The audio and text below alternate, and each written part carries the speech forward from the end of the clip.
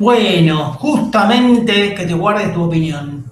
Como dijo Ana, Guardes tu opinión. y es Tenemos mejor. que hacer un karaoke en algún momento. Lo vamos a hacer y vamos a invitarlos a todos ustedes, aunque no se animen, cobardes y cobardas, se van a tener que animar. Bueno, no, en serio. A ver, como dijo Ani, tenemos otro inglesito, ya que nos esperamos el miércoles. Pero que como dije yo en el bloque anterior, lo tenemos como otro partidario o que se puso la bandera de la identidad en una época todavía más atrás que David Bowie. Para los íntimos y los latinos sería Oscarcito Wilde. Pero bueno, vamos a decirlo en inglés, Oscar Wilde, el hombre que hizo de su vida una obra de arte. Hay escritores que escriben grandes libros y hay escritores cuya propia vida termina siendo una novela. Oscar Wilde pertenece a ese segundo grupo.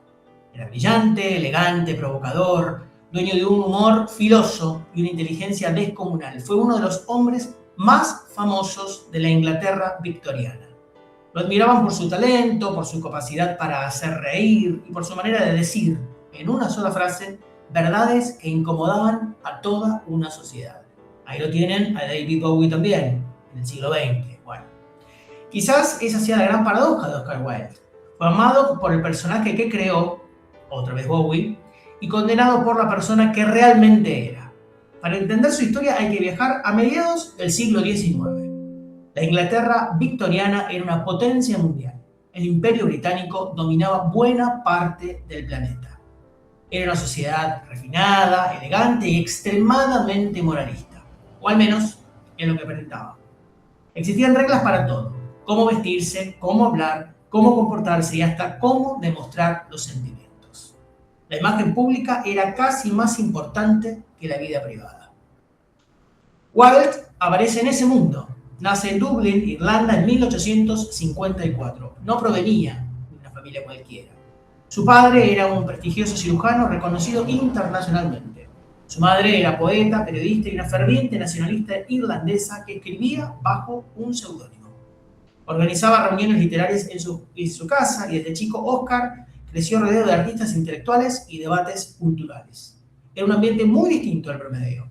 Ya empezamos como a ver un muchachito que se va a ir destacando por lo que es y por cómo pensaba y en el medio en que se iba moviendo, ¿no? Un poco como David Bowie, se van creando universos. Ya desde chico se va como germinando esa cosa, ¿no? Oscar muestra desde muy chiquito una memoria extraordinaria. Leía de todo. Aprende griego, latín con enorme facilidad. Y llegó a estudiar en la Universidad de Oxford, donde comenzó a destacarse no solamente por su inteligencia, sino por algo que sería una marca registrada, su forma de llamar la atención. Otra vez, nos reunimos con Bowie, ¿eh? Mientras los demás vestían de manera tradicional, Wilde aparecía con terciopelo, flores en el ojal, cabellos largos y una estética casi teatral. No era Milei, que se puso maquillaje blanco, no. No era casual. Creía que la belleza debía estar presente en todos los aspectos de la vida. Él creía en la belleza como forma de vida, no solamente como una cuestión de, ay, soy linda, qué buena, qué divertida. No, un modo de vida. Vivir era lindo. Y no creía por eso en la belleza apodada o apodada solamente en los cuadros o en los libros. También estaba en la ropa, en la decoración, en la conversación y hasta en la forma de caminar. Era uno de los principales representantes del movimiento llamado esteticista. Su lema era simple, el arte por el arte. Es decir, el arte no tenía obligación de enseñar una lección moral. No tenía que educar, no tenía que servir para nada. Su única misión era ser bello. La vida es bella. Hoy esa idea hasta nos parecería normal, pero en aquella época era una provocación. Wilde escandalizaba a muchos. No existen libros morales o inmorales. Los libros están bien escritos o mal escritos. Apenas con 30 años ya era una celebridad. Recorría Estados Unidos dando conferencias. Los diarios seguían cada uno de sus movimientos. La gente pagaba entradas simplemente para escucharlo. Y él alimentaba cuidadosamente ese personaje de vía pública. Cuando llegó a Nueva York, un funcionario de la aduana le preguntó si tenía algo para declarar. Él respondió: no tengo nada para declarar excepto mi genio. Humilde, sobre todo este muchacho. Nadie sabía si hablaba en serio o si era un chiste. Probablemente fueron las dos cosas. Su ingenio era inagotable. Todavía hoy seguimos citando frases suyas. Puedo resistir todo, excepto la tentación. La mejor manera de librarse de una tentación es caer en ella. Muchas veces las repetimos sin saber que pertenecen a Oscar Wilde. En 1890 publica la novela que le cambiaría la carrera, El retrato de Dorian Gray. La historia gira alrededor de un joven extremadamente hermoso que desea conservar su juventud para siempre. Actualidad total, ¿eh? El deseo se cumple. Dorian Gray permanece joven mientras un retrato envejece en su lugar y va acumulando todas las marcas de sus pecados, excesos y crueldades. Es una novela sobre la belleza de la vida, pero también en el narcisismo. Habla sobre el deseo, la corrupción moral, la obsesión por las apariencias y sobre esa pregunta que sigue siendo actual. ¿Qué estaríamos dispuestos a hacer para permanecer jóvenes? No es casual que hoy muchos comparen a Dorian Gray por el mundo de las redes sociales, los filtros, las cirugías estéticas y la necesidad permanente de parecer perfectos. La novela fue duramente criticada, recuerden el contexto que les comenté. Muchos periodistas lo calificaron de inmoral.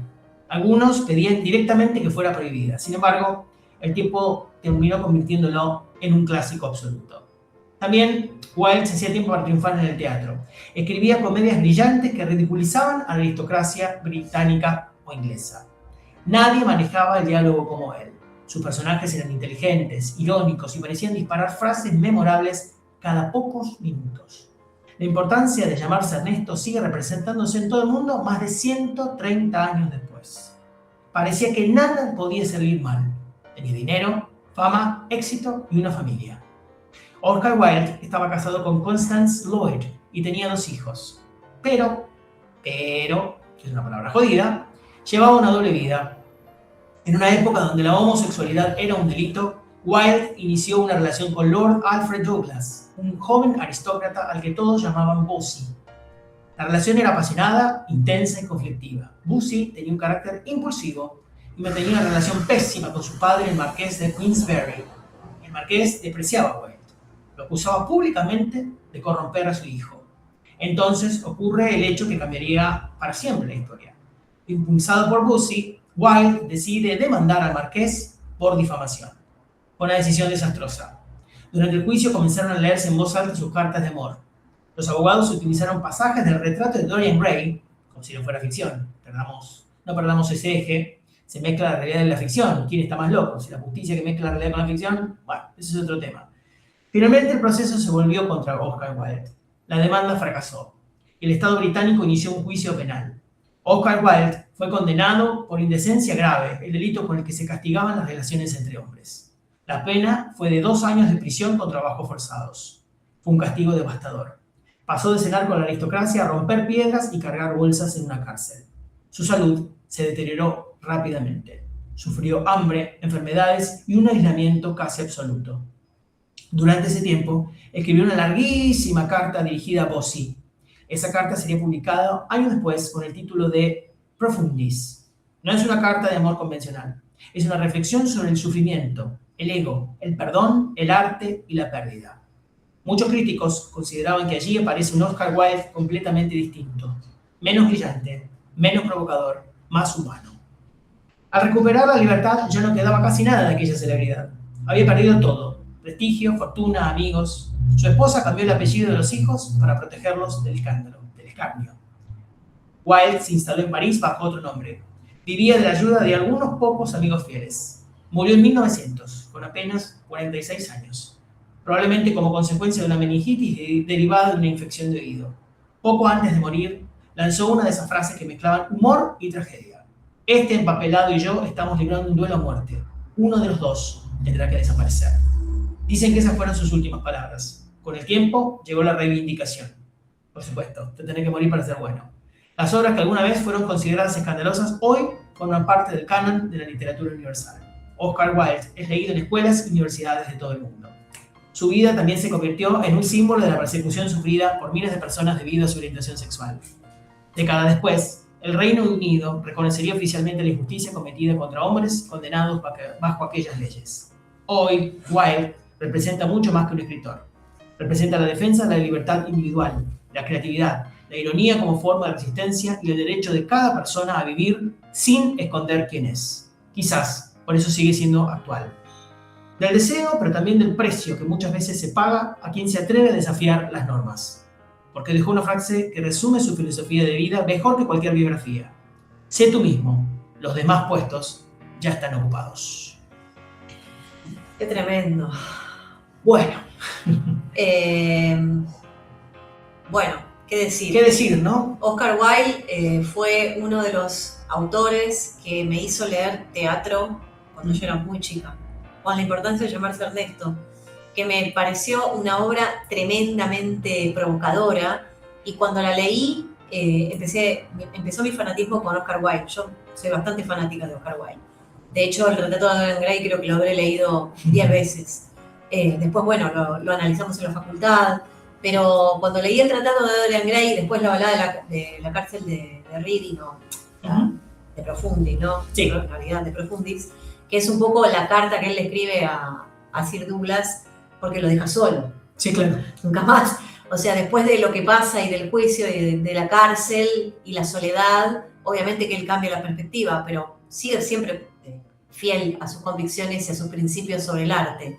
Y hay, en el libro de Dorian Gray, cómo Dorian Gray se vuelve inmortal, ¿no? Para los que no leyeron el libro, tienen que leer ese libro, porque el retrato de Dorian Gray es un clásico que habla de muchas cosas, y no solamente habla de la belleza, sino que habla del diablo, del pacto con el diablo, de la maldad, del cinismo, de la soberbia, de la vanidad, del ego, de la inmortalidad de la belleza, del paso del tiempo, y del amor. Y del amor. Hay un momento en la novela que él se va con Lord Henry al teatro porque él está enamoradísimo de Sybil Vane. Enamoradísimo de Sybil Vane. Esto fue después de que lo pintara Basilius, lo está pintando, y él dice la famosa frase: yo quisiera quedar inmortalmente como ese retrato, ¿no? Dice como una frase medio que suena como a pacto, ¿no? Bueno, y cuando él le cuenta a Lord Henry que está enamorado de Sybil Vane, que nunca había visto una actriz tan maravillosa, que quiere que él lo acompañe y vea a la actriz, y lo lleva al teatro. Y cuando ven la actuación de Sybil Vane, es una actuación mediocre, horrible, patética, la peor que él vio en su vida. Y él automáticamente, que no sabe qué decirle a Lord Henry, porque Lord Henry dice, la verdad que para venir a ver esto, o sea, tanta expectativa, le dice, pero no sé qué pasó, te juro que no sé qué pasó, porque hasta ayer que vi la obra, ella era magnífica, era brillante, es la mejor actriz, creo que estaba interpretando, si mal no recuerdo, una obra de Shakespeare. Entonces en un momento él la encara a ella, y ella lo ve toda enamorada, Dorian, estaban súper enamorados, y él le dice, no entiendo cómo actuaste tan mal, no entiendo qué fue lo que te pasó, me hiciste quedar mal delante de Lord Henry, y es súper cruel. Y ella le dice, ¿sabes qué pasa? Que cuando yo interpretaba lo que interpretaba, yo me creía todo ese mundo. Yo creía que tenía a Romeo abajo, los veía todos bellos, hermosos, hasta que me enamoré de vos. Y cuando me enamoré de vos, todo lo mágico y lo hermoso dejó de ser mágico y hermoso, y todo era utilería, y ya no pude volver a actuar de la misma manera. Y él fue muy cruel con ella. Ella se termina suicidando, obviamente, y la primer marca que aparece en el cuadro de esa maldad es a partir de su conducta con Sybil Vane. Por eso el efecto Sybil Vane se estudia mucho en el teatro como un recurso, justamente por esto que les estoy contando, y que vale la pena leer el libro, porque la verdad que justamente ahí se ve la esencia de un Oscar Wilde que desafía absolutamente todo, ¿no? En ese Dorian Gray, sí, claro, que se vuelve totalmente cruel a partir de ese cuadro inmortal, lo que lo vuelve inmortal, ¿no? ¿Qué hay detrás de la belleza? Hay crueldad. ¿Qué hay en la búsqueda de la belleza? Hay crueldad. Y va como jugando con eso. Pero además, no caigamos en esto, no nos confundamos que habla de gente bella. La gente bella como gente libre, que se juega por lo que siente, por lo que cree, por lo que piensa, se nos está volando la cucaracha.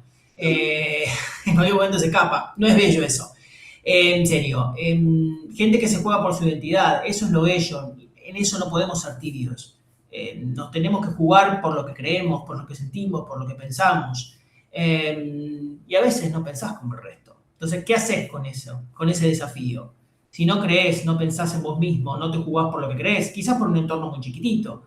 Ahí está la belleza. Parece un dicho muy budista, como venimos hablando en el bloque anterior con David Bowie. La belleza está en las pequeñas cosas. Aparece un dicho de Paulo Coelho.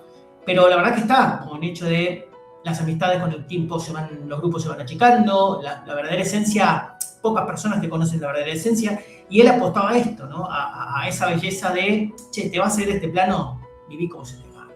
Ahí está la belleza. Tal cual. Así que, bueno, sin no. mucho más para decir, me parece que vamos con el segundo tema, que es justamente, después de grandes historias de amor dentro del mundo de Oscar Wilde, gente que, tanto Bowie como Wilde, se esmeraron profundamente por generar y crearnos universos paralelos. Así que nos vamos con Modern Love.